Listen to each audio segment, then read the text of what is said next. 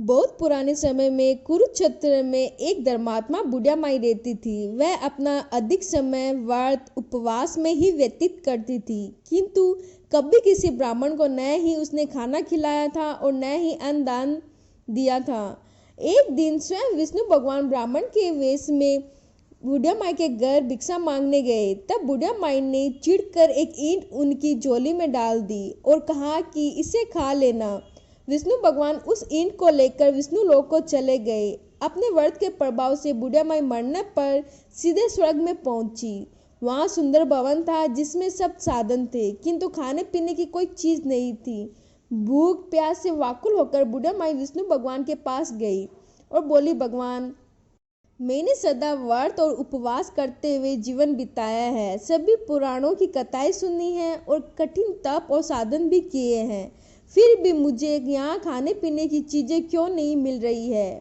भगवान विष्णु बोले, जिन चीजों का दान तूने मृत्यु लोक में किया है वही यहाँ मिल सकता है। मैं स्वयं एक बार तुम्हारे घर पर भिक्षा लेने आया था और कहा था कि खा लो। बुढ़िया माई फूट फूट कर रोने लगी और बोली, मेरा अपराध क्षमा करो। हे भगवान, मुझे ऐसा उपाय बताने का कष्ट करे जिससे मुझे यहाँ अन्न जल मिल सके।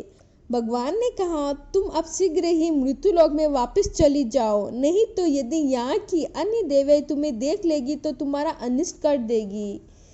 इसीलिए शीघ्र ही चली जाओ। ब्राह्मणी ने हाथ जोड़कर रोते हुए कहा कि हे भगवान, मृत्यु लोक में जाकर मुझे क्या करना चाहिए जिससे मुझे यहाँ आने पर अन्न जल मिल सके। भगवान बोले, माघ महीने में षष्ठ तिला नाम की एकादशी के दिन व्रत करना और इस दिन श्रेष्ठ ब्राह्मण को तिल, अन्न, धन, वस्त्र, पात्र तथा गाय दान देना, जिससे तुमको यहाँ आने पर अन्न जल मिल सके। जो वहाँ दोगी वही यहाँ मिलेगा।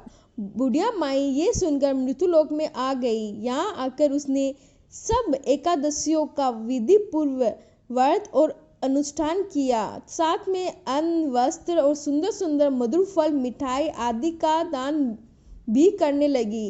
अंत में मरने पर जब स्वर्ग में पहुंची तो वहां सब सुखों के साथ खाने पीने के भी उत्तम पात्र बुढ़िया माई को मिले।